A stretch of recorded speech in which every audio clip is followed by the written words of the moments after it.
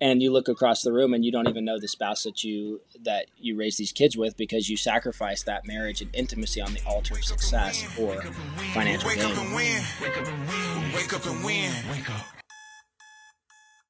What's going on, guys? It's Blaise, back with another episode of the Wake Up and Win podcast, and I'm excited to talk to you about our journey over the last 6-7 months. And this video is really to kind of give you guys some insight into frankly, into our life a little bit and what God's been doing in us through this process, as well as the last couple years. You know, some of you that have followed me for 2 decades, I do have people on here on YouTube that have just found us, but I've got folks on Facebook, probably, I don't know, 25, 30,000 followers on Facebook. And many of those have been following me over the last decade and some over 2 decades. And I got on social media in 2008, and I've never been afraid to share my thoughts, or never been afraid to, speak what I see as the truth and preach the gospel. I'd like to just kind of do a video to break down what has been our journey over the last decade, and really over the last year specifically, as we kind of been walking through this. So, if you know me from the last decade, I've been doing, actually got out of ministry in 2016. I probably did my last ministry trip in 2016 or 15, maybe, up in Canada. And I just really felt a strong, I just felt like a change of direction from the Lord. And all I had done was full-time ministry since I was 18 years old in 2001. And I just felt a strong desire for something different. And so kind of made that move and got out of ministry, and I found myself working in different random jobs. If all you've done is ministry in your professional life, sometimes you go, okay, what am I even good at? Well, I got hired and recruited into the insurance industry and started selling life insurance and helping clients with that. And I found an agency where I could build an agency. So I built an agency. I built out a pretty large agency over a 7-year period, and got us to the place where, I wasn't selling life insurance as much. I was just helping agents and training agents. And that was good in some ways. It provided for some flexibility. But what was interesting about that season was I found myself constantly and consistently just on my phone and helping agents with their clients, consistently just on my phone, helping grow the company and this, that, and the other. And it was a really, really, it was a fun season, but it was a busy season. And as time went on, we had our daughter in 2017, Ella Jean. She's 6 now. And I remember my wife and I looking at each other, and we were just in crazy busy season with the business at that time, building and growing. And I remember we said to each other, when Ella is 3 or 4, we want to be out of this busy season and set up differently. And as time went on, we had Blaise Storm, our second child, and then we had Judah. So we had Blaise in 2020, then we had Judah in 2022, I think. And as time went on, I never found myself less busy. I found myself consistently kind of pressing the gas. And for a couple of years there, we looked at each other and said, okay, in the next 12 months, if we're not at this level or this level, we're able to do this, that, or the other, then we really need to take a step back from the business and take inventory of our life and what we're doing. And we would hit that time frame. And every time we hit that time frame that Christina and I would say, we would look at each other and go, okay, let's give it one more year. And this last year, frankly, we just kind of found ourselves looking at each other and going, you know what? It's kind of do or die. It's now or never. And, this blog or this vlog or this video is not necessarily an anti-hard work vlog by any means, actually. There were times over the last 7 years where I was probably working 70, 80 hours a week at times, building teams, building the company, traveling, doing all this stuff. And so I am in no means against hard work at all. And I actually still work hard. But what this blog is, or vlog is kind of a rethinking the hustle culture a little bit. Rethinking, like, just the running after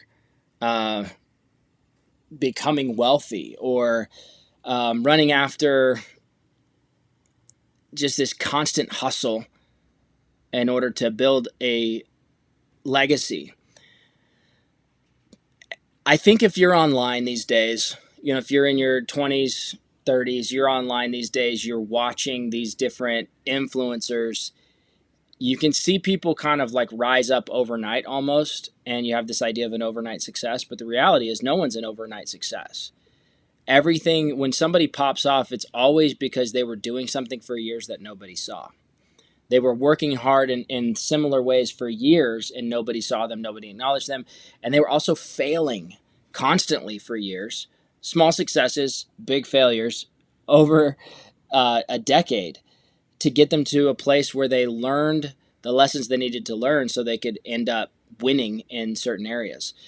And so I'm saying that to say this, over this last decade, building in the insurance industry was an awesome experience. I learned so many things. I had great mentors. I had great friends, great people to be around, and just learned a lot of different things on building a business. I had never been a business person. I was always just a minister. I was always just ministering, preaching, and I wrote a couple books, but I never done business like that. And so I learned a lot about myself through that process. I learned a lot about the do's and don'ts in business. I learned a lot about just the hustle and work ethic and what that can provide you if you'll just put your nose to the grind and work. In this last year, there are different nuances to why I kind of made a move that I did. And I won't go into all those, but I'll just say one of the biggest things for me was family. Okay. And one of my values, and I always would tell this to people that would work with me, and they'd come and work with me, and I'd say, look, the number one thing in my life is the Lord. Number one in my life is the Lord. Number two is my family, my marriage. Okay. When we say family, I'm gonna say it very loud and clear: marriage. Okay. My wife is the number one person in my life besides Jesus Christ. My wife and my marriage is number one. Not my kids, not my parents, not my siblings, not my friends, my wife, number one. Because in this life, you guys, and this is like everybody has ups and downs. Some people have, some people go through divorce. Some people go through things that it's hard to avoid. So I'm not bashing on anything. I'm just saying, for me, as a 41-year-old male who got married when I was 31, we're coming up on 10 years right now. I have learned, and I have decided, I have made it a value system in my life that, number one, my walk with Jesus, I've got to listen to the Holy Spirit, read the Word, obey the Lord, follow Him. That's number one in my life. But number two, my wife and my marriage has got to be number two, above all else, above business opportunities, above my kids, above friendships, all this stuff, above success. Like, I don't want success in an area, but not have success in my marriage. Hey guys, real quick, just want to let you know that this podcast is brought to you by Wake Up and Win Insurance, helping clients with their term life, whole life, index universal life, as well as retirement options such as overfunding index universal life and utilizing annuities for families. We've been doing this now for about 8 years, helping clients all over the United States utilize over 20 different A-rated life insurance companies. And I'm decent at what I do. I'm definitely happy to help you. If you'd like to have a consultation, then just click the link below. I'm happy to talk to you. Zero pressure. If you need my help, I can definitely help you. Okay, click the link below and book an appointment, and we'll see if we can help you out. Take care and keep enjoying the podcast. Right? How can you, I don't want to be ultra wealthy and not have my marriage, or not have a thriving marriage. Sometimes you can have a marriage. I've talked to people that don't believe in divorce at all. They just don't believe in it, but their marriage isn't thriving. So it's like, well, what are you doing? If you're gonna religiously not believe in divorce, but you're gonna live like roommates on other sides of the house, like, how is that even marriage, right? So if you're gonna be married, go all in. Decide to go all in. Decide to actually invest your time and your energy into that person. So, not to belabor that point, but yeah, I'm gonna belabor that point a little bit. Excuse me. So good. I decided I want to go all in on my marriage. And, the last 2 years in my business, my wife was actually working with me. And what's interesting is I look back and we kind of reminisce over the last 6 months of of our last 7 to 10 years in business and the last 2 years together. We said, we grew a lot together. We did a lot of incredible things business wise together. But so much of our conversations were just surrounding the business, the business, the business. And sometimes that's really, really good. But sometimes that's not. Sometimes that's not, sometimes it's not healthy. Like if my only relationship with my wife is surrounding the business that we're working and hustling and trying to grow in, then how is that healthy? How is that valuable? Because what if that's gone? Then what's the connection there, right? What's actually there? And so I'm not saying that's all it was, but I'm saying that the last 2 years of working together, I brought Christina on in the business about 2 years ago or 2.5 years ago to help me grow the business on the marketing. And it was fun. We traveled together. We worked together. We got childcare quite a bit for our 3 kids, and would get together and just work and hustle and grind and grow and make videos and all this stuff.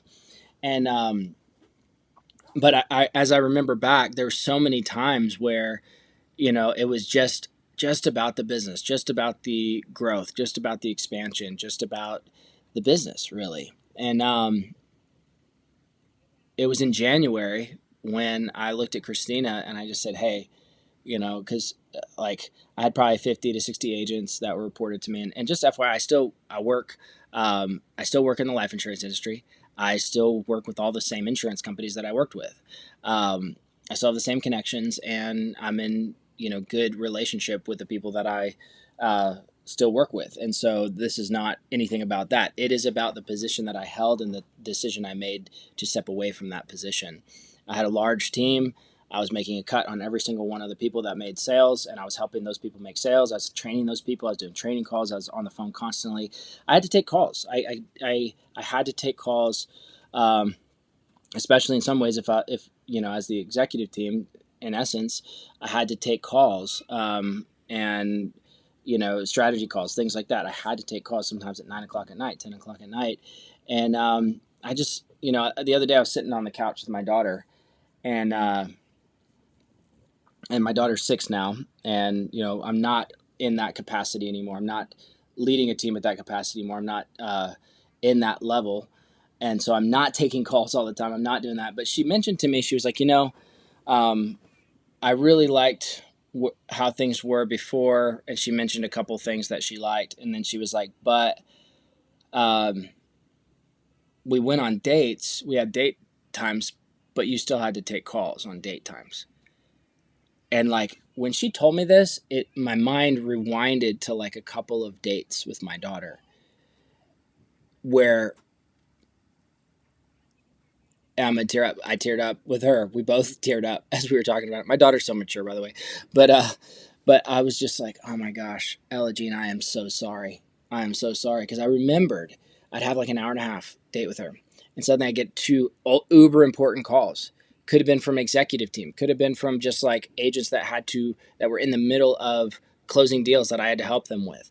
And I'd be like, hey, sweetie, this could be real quick. Hey, this is going to be real quick. I'm just going to do this real quick. Daddy's just got to do this real quick. And all of a sudden, real quick would turn into 10, 15, 20, 25 minutes of back and forth on and off the phone. And suddenly our date's almost over. And when I looked back to this, I just thought, what was worth it with that? Was that really worth it? And anyway, obviously there are seasons where you have to live life in ways that's not going to always be conducive to, your kids and things like that. So I'm not saying that by any means. Like, if you're the man of the house, you gotta put in the work no matter what. You gotta find a way to provide for your family. And as parents, we have to provide for our kids. We have to provide for our family. It doesn't mean always sitting around playing puzzles and playing video games and watching TV with them or running around. But I'll say this, that I think we've sacrificed as a culture, as the hustle culture specifically, our marriages on the altar of, success. Whether success to you is the amount of money that you've made, the amount of money that you've had, that you have, which, by the way, it's important to make money and have money. It's important to be good stewards of our finances. Biblically, that's clear in the Bible. Some people say, well, money's not important to me. Yeah, it is. Like, tell me that whenever your mortgage is due, that money's not important to you. Like money's important, right? So I'm not saying that, but I'm saying we sacrifice our children on the altar of success. We sacrifice our marriages on the altar of success. And maybe you don't lose your marriage, but maybe you lose it internally. And that division's there. And then your kids move out whenever they're 20, 25, for some of y'all 30, 35. And you look across the room and you don't even know the spouse that you raise these kids with, because you sacrifice that marriage and intimacy on the altar of success or financial gain. And for us, about 6 months ago in January, I told Christina, I said, "Hey babe, I think I'm done. There was always these opportunities just around the corner, 6 months down the road, 9 months down the road, 12 months down the road, that if I could just do this, if I could just grow a little bit more, if I could just put in a little bit more effort, I could just do this, then I would get this, I'd get this buyout or this thing or this or that or the other." I'm not even saying those things are bad, because they're not. It just became to a place where I had to look at what certain things were going to require of me and what sacrifices were going to need to be made. And I had to decide if those sacrifices were worth the payoff. Okay.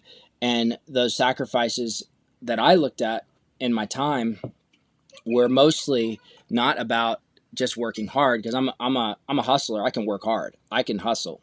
I have no problem getting in the grind and working it. But just stirring my coffee with a straw. Please excuse me. But what I found was that those sacrifices were going to come in emotional connection with my family, due to the lack of time and attention being able to give to them. And so I told Christina, I said, "Babe, I think I'm done." And then she was like, "Are you sure?" I don't know. What about, one of the things that's tough when you make a big turn in your life is, well, what about all that I've invested? What about all that I've done? What about, am I just throwing that aside? Well, the fact of the matter is that God has been investing in you during the years that you invested in those things. Okay. So the return on investment sometimes is the fact that God's been building something in you during all those years. So when God speaks to you and tells you to close a door or to take a step through a new door, then your job is just to simply say, "Yes, sir. Okay, I'm down. Let's go." Because you can't always take everything with you, but what God has invested in you won't be seen until sometimes months or years later. And so when I look back over those years, I go, wow, I left behind a whole team. I left behind, some of the high income overrides that I was able to make and all that stuff. And thankfully in the insurance industry, there's residuals and there's things that still come, which is just awesome.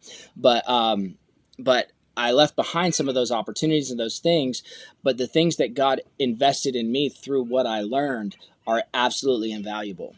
And so as I made that step, and Christina said, "Okay," we kind of got on the same page.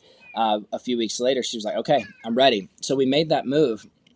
We stepped aside, and right at that time, as we were doing that, a bunch of things came together, and I won't get into all the details, but a bunch of things came together, and we sold the majority of our stuff, put a bunch of our other stuff in storage, and we moved across the country for 6 months. We kind of had a soft place to land in Montana with some really great friends and just some opportunities out here. And so we kind of just made that leap of faith. And while we were out here, we purchased a camper RV because we were like, "Hey, let's do some traveling." And so there were just different things we decided to do along the journey that were like, you know what, let's create something cool for our kids. Let's create an experience over this next 6 months. So we're on month number 6, and without getting into all the details, we'll be probably rolling back to the southeast, back toward home here in about a month or two, something like that. But we've had some business opportunities open up here and some different things that didn't really require a lot of effort, so it was kind of interesting. So we just kind of jumped aboard some of those things. And but all that said, we literally threw everything together, and within 2 weeks, we're on the other side of the country. And, I did that a lot in my early 20s. Like, I moved to East Texas for a ministry at age 18. And then at 25, I left a opportunity for a raise at that same ministry and to go on ministry support and move to Kansas City and be full-time missionary. and lived on just support for years. Just kind of bailed and left everything. So I was at age 25 in 2008. And then again at 2000 in 2012, I left that same ministry and started traveling and preaching. Wrote a book, traveled and preached, and lived on support and honorariums and offerings from these small churches where I was going. And so I'm never afraid to just take a leap of faith. Even jumping into the insurance industry, as much as of a great financial opportunity it was still a leap of faith. It was still something I didn't know I could do. It was like hustle and grind and learn. And but leaving the insurance industry at that level, which I haven't left the industry, but leaving the management side of the industry and leaving the executive side, all that stuff, that was a huge leap of faith. It was a huge leap of faith.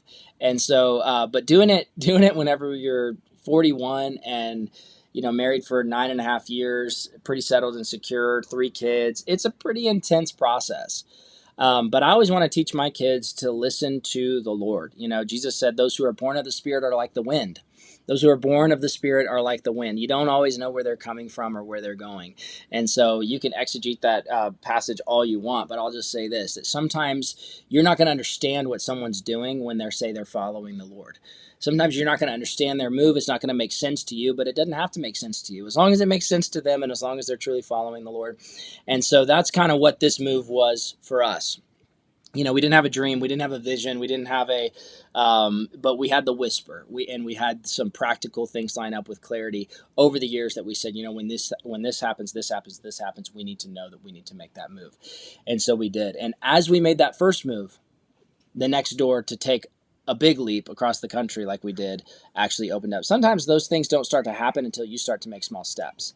What does it say? Man makes his plans, but the Lord directs his steps. You can't steer a car that's parked, right? You can't move someone that's not moving themselves, right? You can't direct somebody that's not moving themselves. And so sometimes taking that first step will open up things that you could have never dreamed. And so here we are 6 or 7 months later, and I've gained so much perspective. One thing, I had to be on my phone all the time. And there's nothing, again, like I said, there's nothing wrong innately with hustling and working hard. But I'll tell you this, for years, my attention span was so short with people in person, I didn't even realize it. Like after I kind of left my position, I went over to my wife's family's house. This was months ago, and prior to us coming to Montana. And we went over to their house, and I remember sitting there for like a birthday party or something there's always a birthday party. They've got 6 kids in that family and lots of grandkids and cousins and all stuff. So I remember being over there, and I remember afterward telling Christina, I said, I feel like that was one of the first times I've been there and actually been present. Because I had access to probably 60 or so agents that were buzzing in a work app that I was a part of in order to help all these people. I had managers under me, I had agents, all this stuff. So even if I wasn't doing the initial work, I would still get buzzed and see the communications. And so I was nonstop kind of like pulled into this work world to be, 8 a.m., boom, I'm pulled in. 7 a.m. sometimes pulled in. And then sometimes there were lots of relaxed time and downtime in between. But then all of a sudden at 8 p.m. or across the country in the other time zone, all of a sudden I'd be 11 p.m. where I'm at, and I'd be pulled into a situation or pulled into this, that, or the other, or pulled into a call where we needed to put out a fire or take care of something on a higher level in the company or whatever.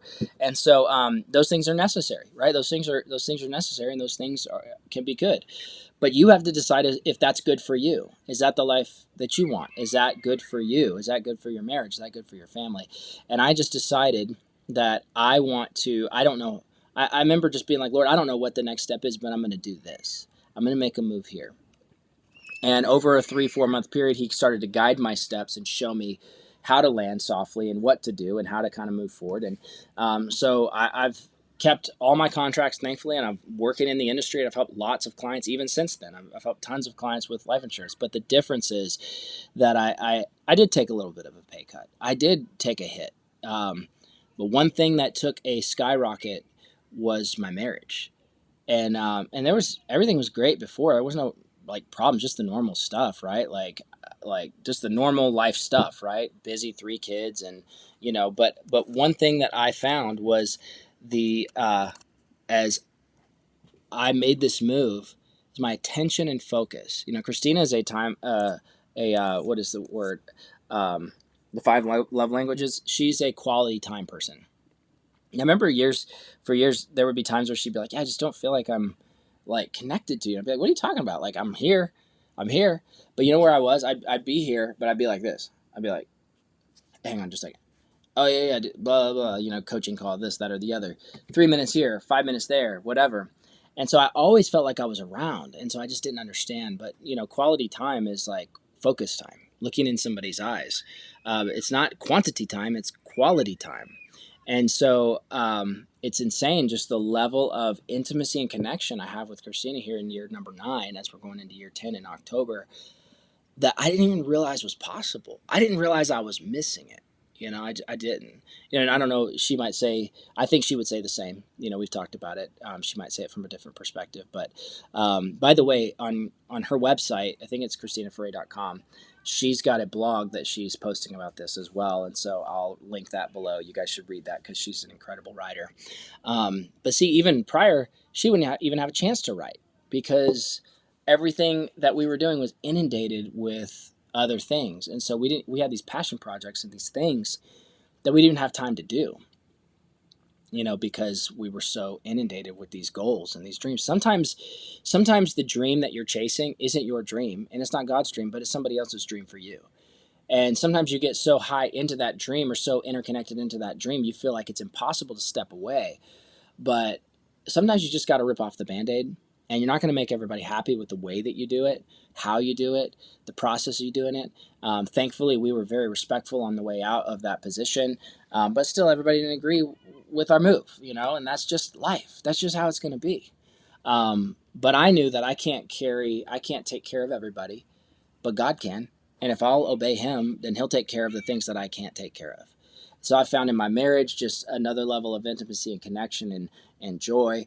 And then in my relationship with my kids, another level of openness and connection. And like I'm playing t-ball out in the yard with my son. I'm like hanging out with my daughter, in the little treehouse thing. And like we're traveling the country, or traveling the west side of the country at least, sledding in February, in Montana. Like, anyway, I'm just saying that this is not an anti-hustle culture post, but at the same time, it's an anti putting money or success or your position above the Lord, above your marriage, and above your family. That's what this is, and you've got to decide how that looks for you. Some people would say, well, I would never put anything above the Lord. Well, what does that look like? But what about your family? What about your marriage? That's hard. It's hard to gauge with the Lord because you can't look and say like, oh yeah, like I definitely put the Lord above my success or money goals or things like that. That's hard to gauge it when you look at somebody's life. But the marriage thing is not hard to gauge. It's like, dude, you guys either have a good marriage or you don't. Your wife feels connected to you or she doesn't. Your husband feels connected to you or he doesn't. You know what I mean? Your kids are either, respect you and listen to you and also feel loved and cherished by you, but also feel like you're around enough to actually respect you, or they don't.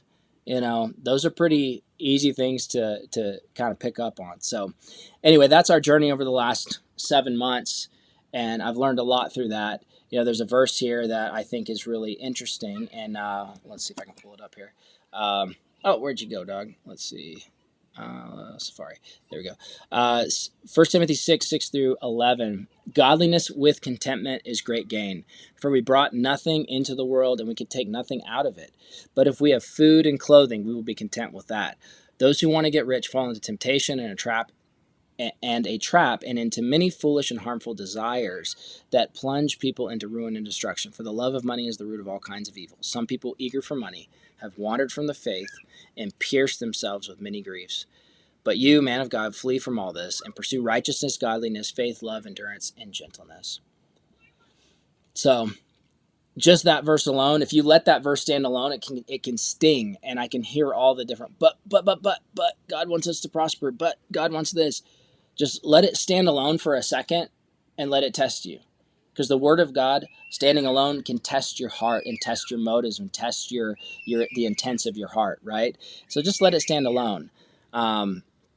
I'll say I definitely believe that God wants us to prosper in major ways. He wants us to be faithful with what we've got.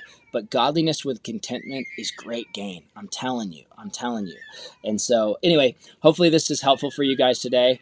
My 1-year-old is screaming outside and ready for me to go hang out. So I'm going to get out there with them. But God bless you guys. Keep following along the journey here. We're going to keep bringing new content, new fresh content on the daily. Love you guys. Appreciate all of your support. Hey, let us know below what you think of this podcast. Let us know below what you think of this episode, and just give us your thoughts and insight. Tell us your story. We'd love to hear it. And if you're interested in a one-time consultation, free consultation for life insurance, hit me up in the link below. Happy to help you out. Take care, guys, and God bless.